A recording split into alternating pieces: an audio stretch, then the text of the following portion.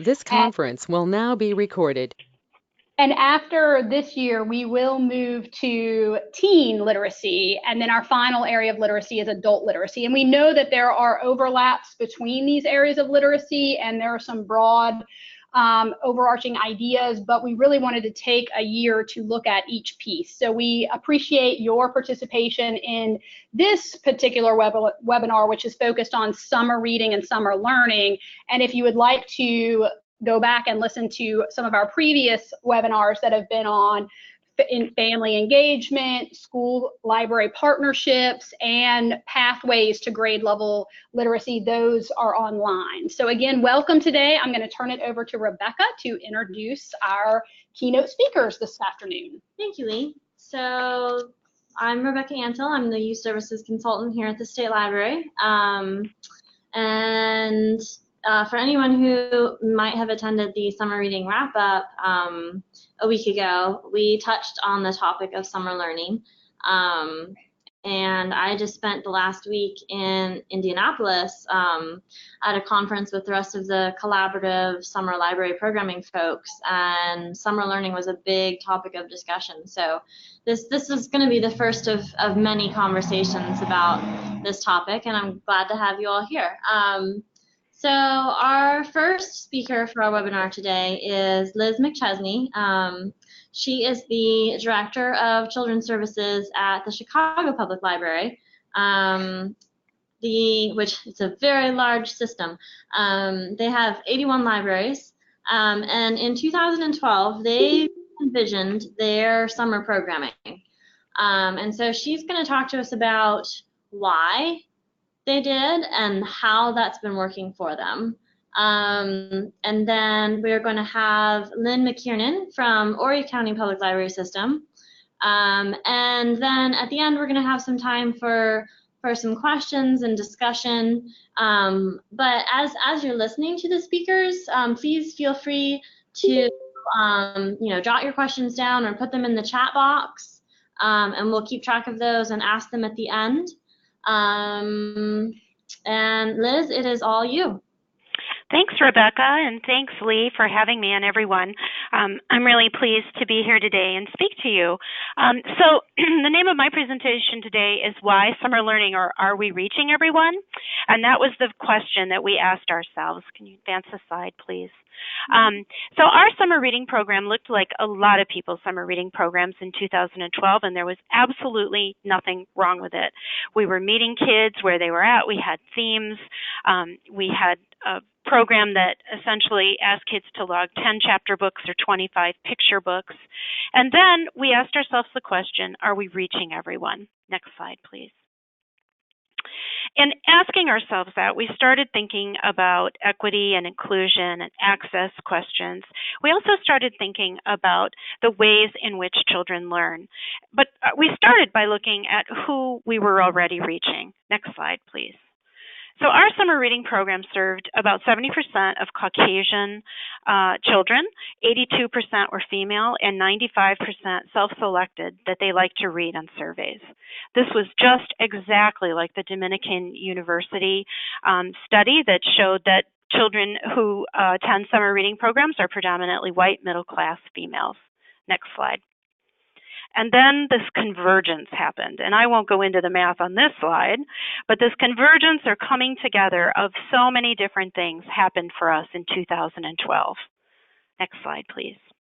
First off, we were thinking about the theory of multiple intelligences.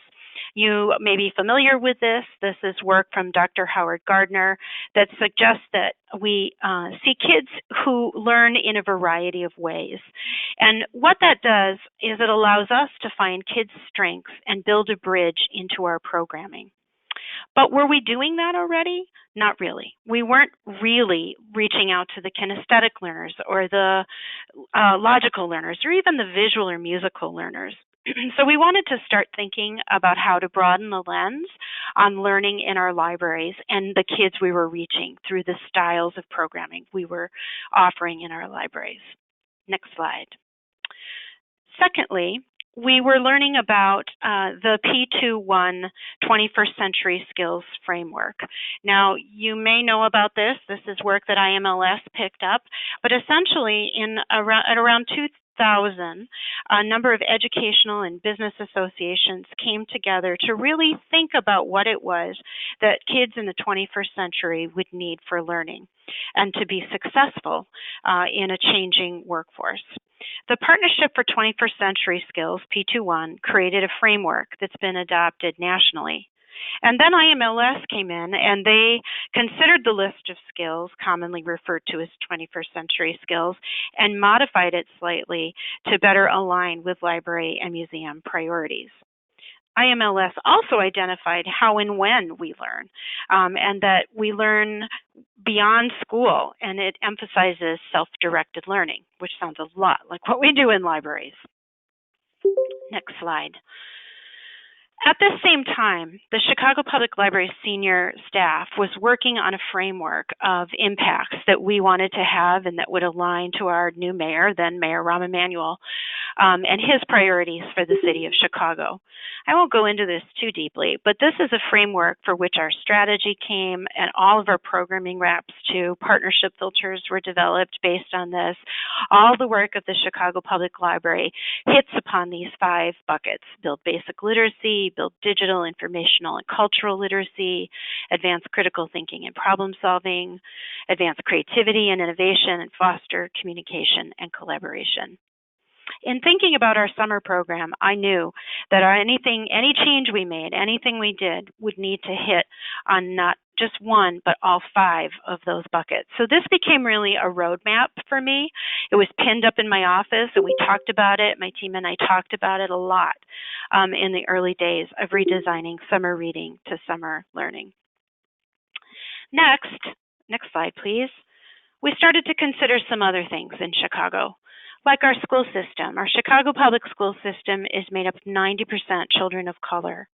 85% of Chicago public school students have indicators of poverty in the home, including free or reduced hot lunch. We started thinking about the changing workscape that we were living in. And according to the U.S. Department of Labor, 15 of 20 jobs that will be available in 2025 haven't even been invented yet. We know that children learn more when they help direct the process of their learning, and that all humans learn better through hands-on engagement. And of course, those 21st century skills were looming for us, and we were thinking about how to include those. The critical 4, those 4 C's that I just showed you, of creativity, collaboration, communication, and critical thinking. So we wrapped all this up, and we were doing focus groups across the city of Chicago. Next slide, please. And a little boy said to me, he was perched on a chair, and he said to me, "You know what I like to do in the library? I like to do what I want to do. I only want to do what I want to do." And that was a light bulb moment for me and for my staff when we realized that our programs could open our doors to wider varieties of learning and encourage literacy right alongside of it. Next slide, please. So how did we decide to make a difference? First of all, we decided to broaden reading to learning and to combine hands-on experiences that extend reading into those types of learning. We decided to partner with a STEM organization to focus on science literacy as the lens for all of our 21st century skills, those 4 C's. We decided to increase access to the program through the development of a portable activity booklet that we translate into 5 languages, and we push through extensive outreach. And we decided to track our outcomes and move to outcomes-based evaluation and use rigorous data analysis to target our impact. We had to get a grant for that. I should say that we also have an early childhood piece, a parent engagement piece, and a reflection piece, as well as now this last summer we just piloted a family learning app to give families a moment of free learning opportunity when they're standing in line at the grocery store or sitting on the bus or wherever they may be. Another really critical part of what we kept from our summer reading program that I want to emphasize is reflection. So we used to ask kids to come in and reflect on the book sharing they were doing. Now we ask them to come in and reflect on what they've learned. So all of this wrapped to work that was being done with the National Summer Learning Association. And I'm sorry, I can't see these slides, so I think I might have just gotten one out of order. But we knew from the National Summer Learning Association that children can lose up to 3 months of their school year learning over the summertime. It's what NSLA calls the summer slide. And that really put sort of a mandate to our summer program. When you think about the level of poverty in our schools, the segregation in our city, we knew that stopping the summer slide was one of the most important imperatives that we could take on for our program and our city. So back to what we did. Next slide, please. We decided that reading needed to always stay the backbone of what we do. We believe in reading as a fundamental right of every child, and we know that the library is an inordinately responsible organization for building that love of reading. So we moved from reading a number of books to reading minutes, which many libraries had done and which I had been advocating for a long time anyway. And we moved to reading 500 minutes over the summer based on the U.S. Department of Education's recommendation of 20 minutes of reading a day. Next slide. We brought in STEM learning, or discovery, as we call it, discover activities. And here you see a little guy engaged in a stomp rocket activity right in the middle of the public library in our Rogers Park community. And this was accomplished through that partnership I talked about, a partnership with the Museum of Science and Industry, which I'll tell you more about in just a minute. Next slide. And then create opportunities, so art and maker opportunities. We started maker opportunities very small. That's a tackle box in the middle of the table that we filled up with beads and feathers and brackets and craft sticks. And we designed engineering design challenges based on problems found in children's books. So in this case, if you can see the little girl in the foreground, she has a long strip of paper and 4 or 5 craft sticks glued to the top of it. She's making her version of a robotic arm to solve the question or the problem in the book, Caps for Sale, of how to keep the peddler's caps on his head while he takes a nap so the naughty monkeys don't steal it from him. She's developing an arm that can clamp onto the top of the hats. And if you can see this picture, you can see that the images of the kids are just filled with joy. What these activities did was it brought a variety of ages together around a single book. Older kids were reading that book to younger children. Younger children and older children were working together. They were collaborating on projects, and they were certainly thinking critically about what needed to be done to help solve that problem. We have great success with these engineering design challenges, and I'm happy to share them. Next slide, please. Here you see the Explorer's Guides.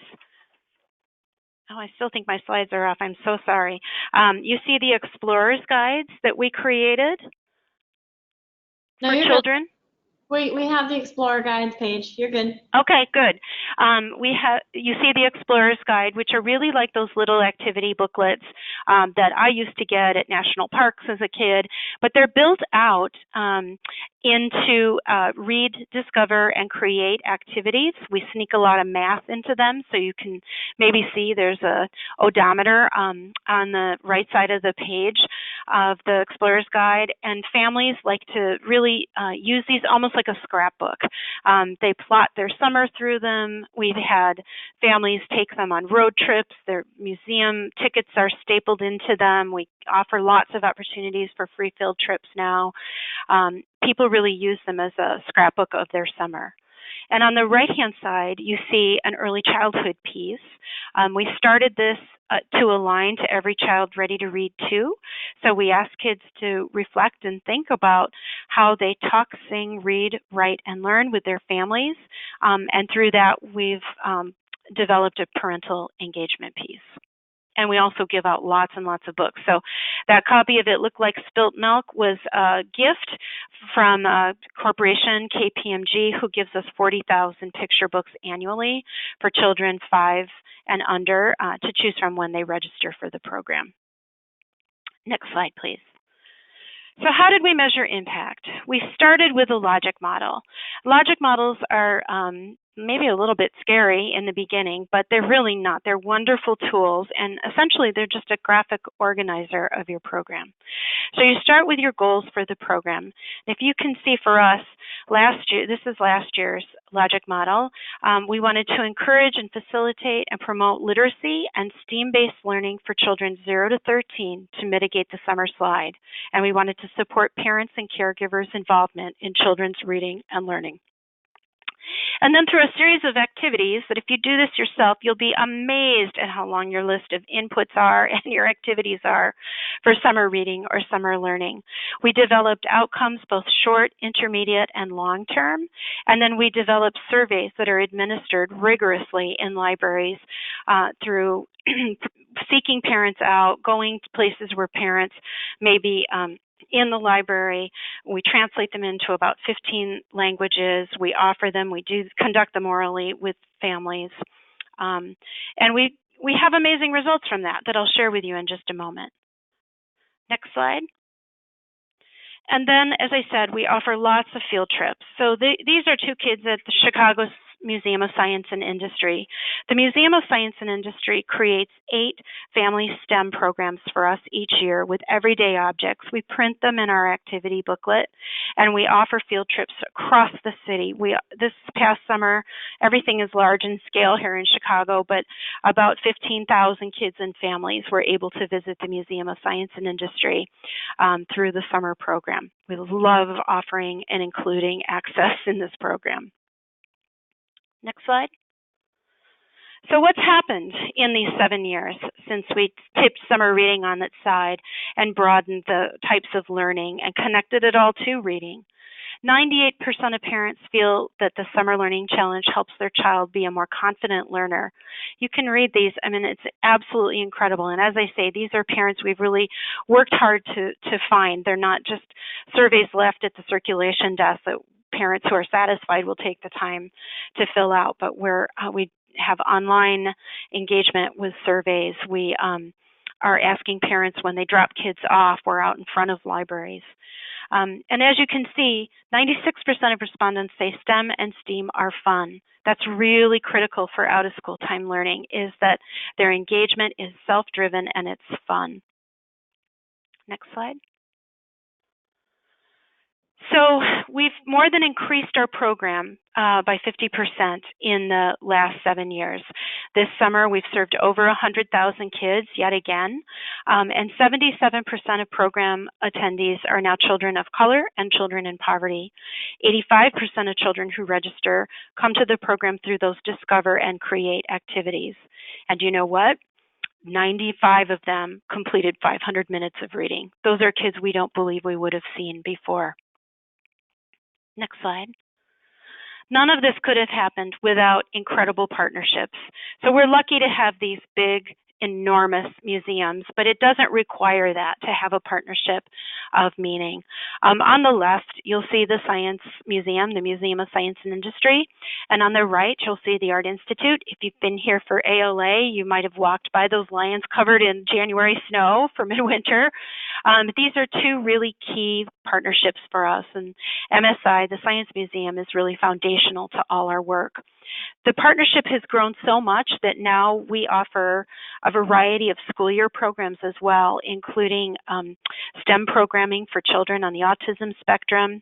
We do family science clubs in our libraries. We're trying new preschool tinkering and makering with the museum that leads to field trips as well. And we're just about to start some work in their fabrication lab with advanced technological resources. The Art Institute has been a partner of ours for 30 years or more, and they have now signed on to training our staff and delivering field trips for the next 5 years, as well as creating content for our Explorer's Guide. Next slide. And what's happened since we first had this crazy idea to change summer reading? A lot has happened. First off, there's an ELSC planning task force around out-of-school time and summer learning. There was a planning task force that concluded its work about 2 years ago, and now the Summer Learning Task Force is taking a national lens at creating a toolbox of training for other libraries that want to rethink summer reading and include learning. The Urban Libraries Council has many online resources guides that have been created through the work of an Imls grant, and if you go to their website, you'll be able to find a summer learning tab and find their toolbox and assessments and best practices from across the country.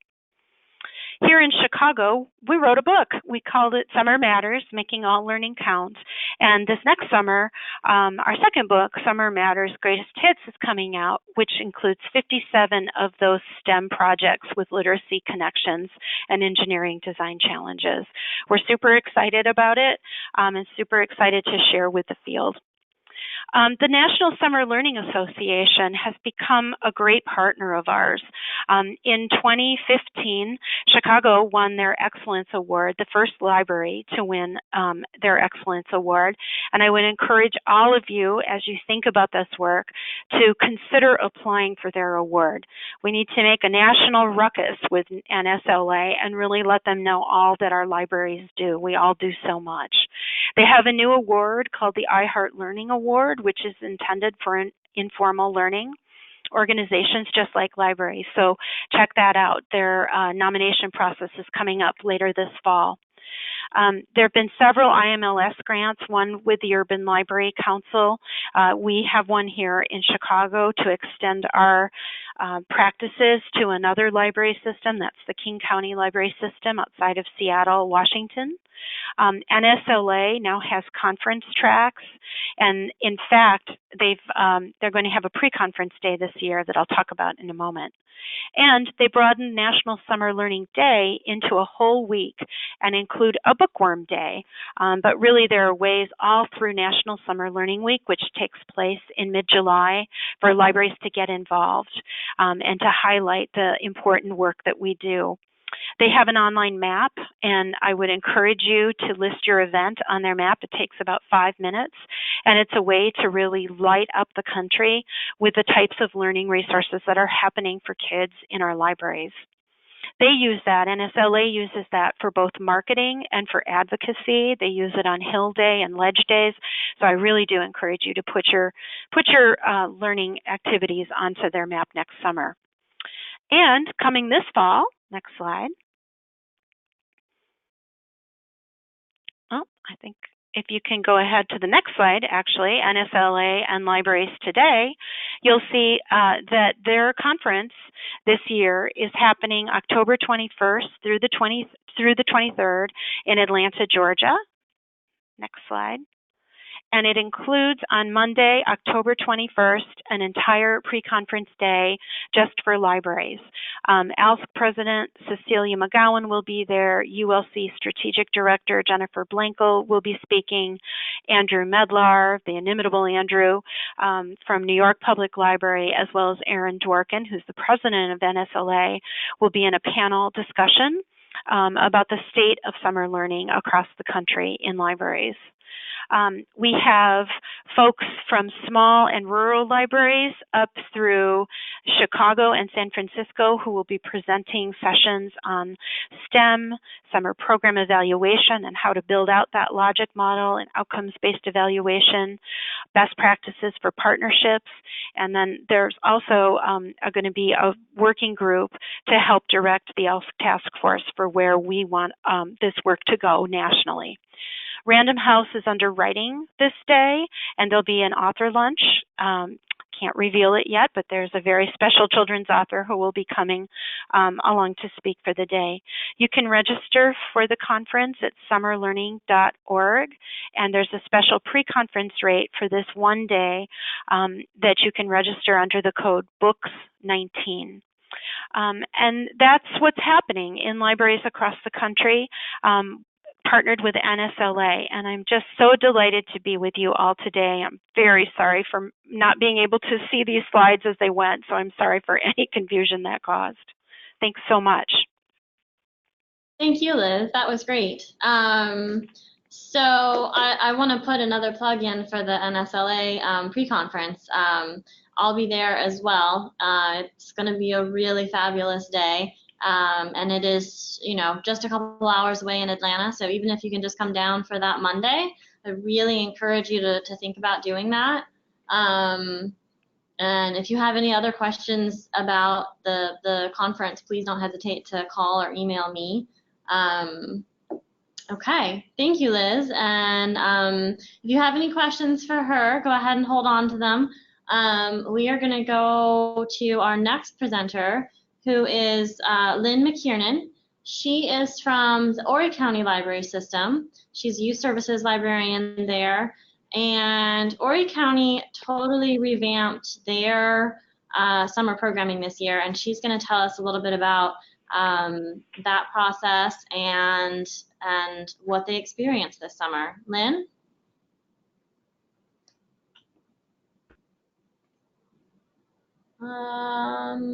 Let me see if I can get you up here. Is that good? Yes. Okay, perfect. Okay, I apologize I'm not more organized for this. I was out of town as well with Rebecca, and I just kind of pulled some things together about our overall summer reading. This year we went from really summer, our director went from summer learning to a learning-centric summer reading program. She got the name Summer Quest. We called it, and we even did away with summer reading and called it Summer Quest. This follows the Alexandria, Virginia Public Libraries, I believe, follow this. In Pennsylvania, the York County Public Libraries call it Summer Quest as that as well. This year, we totally did away with entertainers. The entertainment money that we would have used for entertainers went to these kits that circulated throughout our 10 branches. We have probably about 5 small branches and 5 large branches. These kits included marble runs. We had Legos, Kiva planks, Connects, Rubik's Cubes, Codapillars. We had lots of coding kits, robotics, visual, the VR systems. We even had a solar system kit, a biology kit, a 3D printing kit that also came with some 3D pens. We even did a skill toy set that did well for music and movement classes that we held. But basically, all our entertainment money went to these kits, and what we did was we had them rotate throughout our library system. Each library had the kit for about a week, and we did programs every day using these kits. For instance, we had Build-A-Rama classes that uses the Legos, the Connects, Kiva planks. We did Tinker Times. We simply just had Rubik's Cubes out and the Perplexus mazes. Those were a really hit with both adults and children. We did Maker Spaces, where we used the marble runs, the robots. We had coding classes with as easy as things from like the Codapillars to the Raspberry Pi to the Arduinos. So they varied in difficulty. So we had a lot of children would come, and they were kind of all ages, and we had something, for each age range, which worked out really well. We had Osmos, like I said, the VRs. We had the robotics, like the Spheros. We did the solar system kits about biology. And along with the kits, throughout the week, we would have mad science classes where the kids seemed to really enjoy these more than anything. We had these mad science labs where they would make slime. They made the moon crater activities. We used lots of the science activity or labs that were in the CSLP manual. All of our branches did a music and movement class once a week. These were really good. We had special musical instruments that we also had a kit that circulated throughout our branches as well. We paired with the Horry County Museum, which is right next door, and they did an owl pellet science day. That was a lot of fun. We had our 2 story times a week. We usually did a family and then a baby story time. We had craft classes, and again, we used the ideas of the crafts that were in our CSLP manual, like the balloon rockets, gravity art, moon rocks, galaxy bottles. These were the biggest, everybody seemed to enjoy the most were our mad science labs and our craft classes, along with our STEM days. And our STEM days would be the coding, circuitry, robotics, and those sorts of things. We also did have a couple of educational presenters. We had the SDNG Electric Company come. They did a nice presentation, and also NASA ambassadors went to all of our branches. The way we did our assessment after summer was over, we were a little worried about dropping the performances because that was such a big component of our summer reading. And we measured our assessment by just simply sending surveys out to our patrons, our camp counselors, and anywhere else that we might have done outreach. And we just asked them kind of 3 simple questions, which what did you like about Summer Quest? And please share something new you learned.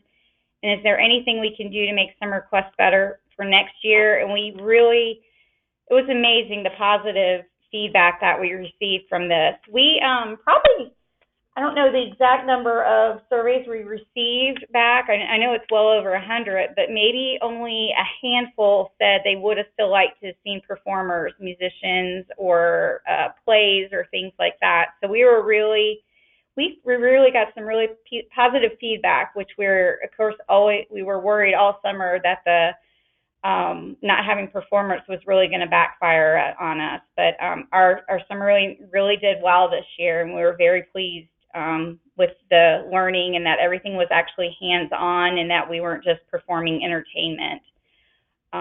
So that's basically what we did in a nutshell. We were very, very pleased. We had lots of programs and great attendance numbers. Our attendance numbers were higher than we had in the past when we did have performers. We found that usually our performer day was the biggest day in past summers, and then the rest of the week, our events like our story times and everything, it would taper off, and our numbers weren't really did very well throughout the week. It's really, we based our big days were our performer days. And this year we had every day we had classes, whether they'd be we had both passive and interactive classes, and our numbers were they were just great throughout the whole week, whereas, like I said, the performer days were pretty much the main day of our summer weeks in the years past. So we were very pleased. This was our first summer, like I said, and I know we're probably going to go into this direction again next year and think about even more kits. We want to get culinary literacy. We want to have that where we have like kitchen kits and things like that, where we can do more hands-on, kind of both adults and children doing healthy, learning healthy eating practices and things of that nature. So I think we'll be going more into culinary next year. So that's about all I have. Like I said, we really did get good feedback on our summer. We're very pleased. We stayed very busy. But all in all, it was a really good summer, and we were really pleased with how the outcome came. So, and that's about all I have. I don't know if we have some questions or. No, that was great, Lynn. Thank you very much. Okay. Sure. So something that Lynn said, I prompted a question that I wanted to bring to Liz. How were your participation numbers, Liz, after you made that switch in 2012? Did you see a gigantic drop-off because nobody wanted to come to the library for learning? Or has it stayed consistent? Or have you seen an increase? That's a great question, and something that, like Lynn, we worried about here too when we took out the big performances. And what we saw was that kids are clamoring for this kind of learning, and so are parents. So our big program tours, we too use Mad Science, and we've trained our children's librarians to also be able to conduct STEM programming. Now, our program attendance has tripled. For those big programs, we were seeing about 10,000 kids in the summer. Now we're seeing about 30,000. I love Lynn's ideas of kits because I think that helps manage large numbers of kids. This is a different type of programming for sure, and it's not for the faint of heart. You know, you do have to be really involved in it. So I love, though, that they're able to use, Lynn, your library using these kits. I think it's a really smart solution. Something else that we've seen, we did focus groups this summer across the city of parents. I took it right back to where we started 7 years ago, and parents said they cannot get enough of the hands-on activities for their children. They were so grateful and wanted more and more and more. I thought maybe they'd say, take this back down to where it was, or you're asking too much of our kids, but people were grateful and energized and just couldn't wait to come to the library for more and for the next thing. Awesome. Thank you, Liz. So we had a question in the chat box about the Explore Guide and whether that's something that you would be willing to share. Yes, I'm happy to share them. Okay. I have a number of them from this last year. Maybe, Rebecca, you can help me get the address so I can send them off. But yeah, I'd be happy to share, and it's something we'll also have at NSLA. Do you have it electronically that you could send out? No, I don't, Okay. because it includes partner pages that come in different formats, and it's the whole piece is about 40 pages long. Wow.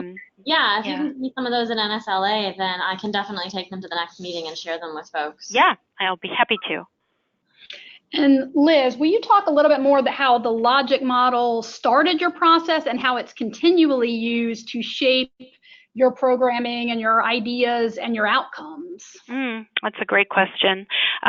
So we knew we needed deeper analysis of what our program was doing. We had asked for money to do this. We have a foundation here in Chicago who raises private money for us, and I needed more money to try this and to try something completely new. So I wanted to be responsible to our funders, and I wanted to be responsible to our leadership here in Chicago for what we were doing, and that was what really started us on the process of seeking out the best way to do outcomes-based evaluation. How that's shaped us is that we have tweaked the programs a little bit through the years. We had a fourth track of learning when we started. So the motto at the Chicago Public Library used to be read, learn, discover. So I was trying to kind of play on that, and I had read, learn, discover, and create. But really what we found through the surveys was that parents were confused.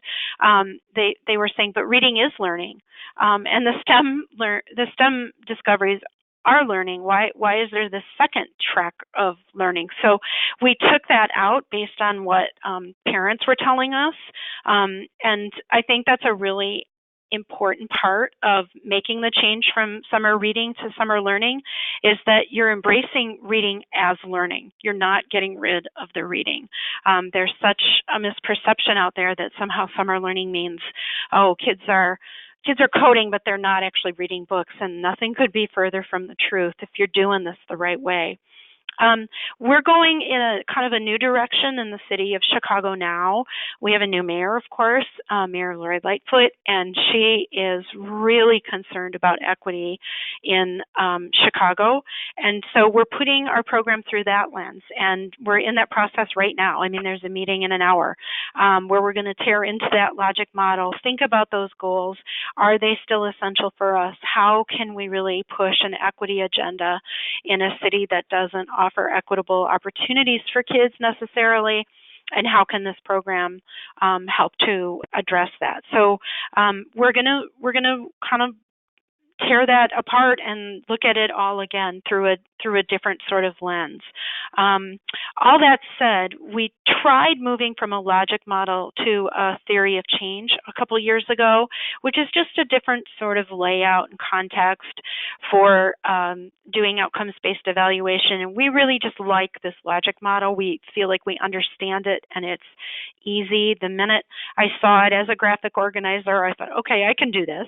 And the other thing that we're now doing is we're starting to put goals with our short, our medium, and our long-term outcomes. So what's a goal that we can accomplish in 1 year? What's a goal that we can accomplish in 5 years? Something that I didn't really dwell on because of my slide mix-up is that through a deep data analysis with the University of Chicago, we're able to take Chicago public school kids who participate. We're able to take their student ID and take what happens to the kids in the summertime through participation in the Summer Learning Challenge. And they're looking at whether the kids have achieved the level of reading we ask for, the STEM learning, and the art and maker. And then through a very sophisticated process at the university, they can link that to individual school and test attainment. So they're able to say that kids, and this is a claim that they put their name behind, that kids who participate in the Summer Learning Challenge with fidelity to the program, meaning they read 500 minutes, they do that STEM and art or maker activity, score 15% higher on their NWEAs in reading and 20% higher on their NWEAs in math. That's an extraordinary claim, but they are 100% confident that our program not only stops summer slide, which is what we set out to do, but it actually accelerates school year learning and amplifies test results. So we're super excited about that. We're going to continue on that path. It's all anonymized. I never know one child's name. I don't know what school they go to. I don't see any of the student level data itself. I just get back cumulative results from the city, and that's what we're showing. Their latest result shows that preschoolers who participate in the program have higher DIBELS or early literacy scores when they start kindergarten, and that success persists through kindergarten and first grade. So we're really excited about this relationship with the University of Chicago and the sorts of results we're starting to see from them that will help us sort of laser focus on specific communities where we can bolster our efforts or double down on a certain track of learning and help us figure out what the next best thing is for us to do for Chicago's kids. Nice. Thank you, Liz. This is Lee D'Amico from the University of South Carolina, and I would say that the University of South Carolina and many other colleges and universities across the state, whatever is in your area, many of them are very interested in forming partnerships and doing these kinds of analyses to help us improve, not necessarily to highlight any deficiencies, but really how do we look at data and improve and really pinpoint those who have been participating in programs so that we're not looking too broadly. We can really focus in on the young kids and the school age kids and the teenagers who are participating in these programs and looking at performance on state assessments, as well as what Liz said, mapped through the NWEA or other assessments that individual districts are doing. So, you know, that is something we can put more resources out there on some examples of ways we have done that at the University of South Carolina. And again, there are many universities in the state that have done that kind of work. So I would encourage anyone, if you have not already, to reach out to your local colleges or universities to see what kind of partnerships you can form on that outcomes and data analysis piece. Lee, this is Liz. I think that's the most exciting thing I've heard in the last year, because I often get told by libraries that they don't have relationships like I get to have with the University of Chicago, but to know that there are universities that are interested and excited to do that work is so critical for us. Thank you so much. And I think, you know, we need to build sort of a collective impact movement here, because we know our library programs are effective. We know it in our heart. It reminds me of when Every Child Ready to Read came in, and we all had that aha moment. Of course, early language exposure leads to higher language skills and better school readiness skills and all those good things. But to actually see the evidence was a real game changer for libraries and early literacy. And I think the same moment is about to happen. I think there's a real inflection point coming for summer learning and summer reading. So that's so exciting. Yeah, it is. It really is. So in our last 10 minutes or so, I wanted to kind of, I don't want to take us down like a negative road, but we've talked a lot about everything good that summer learning can really accomplish, but what was hard about it? What was challenging? Why, and how did you find ways to overcome that? Because I know I had some conversations with Lynn last week, and she referenced it a little bit when she was talking about, they would have usually in the past one day that was super busy, and the rest of the days were kind of light and you could sort of recover, whereas this summer it was all programming all the time and there was no break. That's hard to keep up for 2 months. So yes, this is Lynn, and we definitely have, I don't know if it's burnout throughout the system, but we definitely worked a lot this summer, and it was tough to, even if you have passive programs, you still have to get ready for those and plan for those as well. And even though they're passive, you still need to keep an eye too on the equipment, because we spent a lot of money on the equipment, and it's not like we could just leave it out unattended too. So when we did have our maker spaces and things, and we had to assist our program, with all of our programs, even if they were passive. And it was a lot of planning. We pretty much did all of our planning in the month of May. We pretty much got ready, and there was a lot of preparation, a lot of running to the store, and for last minute things. And we also did summer feeding, where we fed the kids every day at our program. So that was a lot too. So we were very, very busy. We were, luckily enough, we were able to take the month of August off to kind of recover and get back into the swing of things for fall programming. But it was tough. I can't say that it wasn't, but very rewarding. I think that's really important to touch on. It was a lot of work, and everybody felt a little bit burned out. And if you do an intense summer program like this, then you need to work in that time, intentionally work in that time afterwards to give everybody a chance to take a deep breath and recover. That's really true. Yeah. Liz? Yeah, that's really true. We have built some mindfulness activities into system-wide programs now to help librarians kind of recover from the immense workload. We have brought in professionals from the social work world to help us learn how to avoid burnout and recognize signs of it, so that we can step back and sort of push back from the table of summer learning when it starts to feel too much, which is easier said than done, right? Because if your libraries are like ours, there's one children's librarian working with the whole community. So figuring out how to juggle commitments appropriately is something that my administrative staff now does with our children's librarians, and we really talk about what's manageable and how we create sort of like a self-care plan right within the goal setting for the summer. So I think it's important to be mindful, and I think it's important for administrators to be respectful of the role of the children's librarian in summer. And then I think there's some good workarounds too. So one of the things that we have always done is to use our tweens and teens to help us at the reporting table. I told you reflection's really important to us.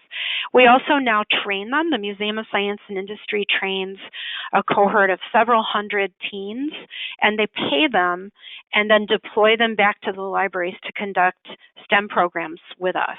And that is so incredible. Of the whole juggernaut of learning that we offer, that's the most incredible part, I think, is to see a 9-year-old light up when a 15-year-old pays attention to him or her, and they're just cooler than we are grown-ups. So that's been a really important piece for us, and it's also been kind of an escape valve for some of that stress that we were feeling. The other thing I would say that was hard for us when we first did this, so we were the first library in the country to do this, and so I had to really beat back the naysayers and the people who were saying that I killed summer reading and that we were dumbing down the program, when instead what we were doing was creating multiple pathways for all kids to find their own learning in the summer. But I had to really refute the notion of our staff that I was trying to turn them into science teachers, and nothing could be farther from the truth. I never asked them to be craft instructors either, but people have gravitated to crafts. This is really similar in a lot of ways. It's the way we talk about things. So I might have made a harmonica 15 years ago out of 2 craft sticks and a piece of straw and 2 rubber bands and called that like a music program or an arts and crafts program. But now I'm calling it a science program because I'm talking about it differently. So it's been a little bit of a lift for our staff. They're there now, but I would say it took 2 years, 2 full years of going through the process of intense professional development with Museum of Science and Industry, of doing these activities themselves and getting facile with them, because I don't know many children's librarians who came to children's librarianship because they love science. We love reading and we love kids. So this is, for many people, can be a little off-putting or intimidating, and I think that's a real barrier that we need to think about and talk about and help people break down. And then the third thing I would say is that for my generation, growth mindset is not something I grew up with, right? You can't see me, but I'm not a spring chicken. And so this was brand new to the way of thinking, where I personally am not one to want to persist. If something doesn't work, I can give up pretty easily on it. And so fostering the growth mindset that's really essential for kids in this 21st century and for us to be able to model took a little bit of doing as well. And I would really recommend a book it's a book for teachers, but it can easily be adapted to our environment. It's called My Growth Mindset Journal. It's a teacher's workbook on reflecting on your practice and cultivating a growth mindset. And it's by Annie Brock and Heather Hundley. And I think they're the authors of The Growth Mindset Coach. And I think those are really important books for us as we think about gaining these new skills and modeling them appropriately with our kids. All right, wonderful. Thank you, Lynn and Liz, both very, very much.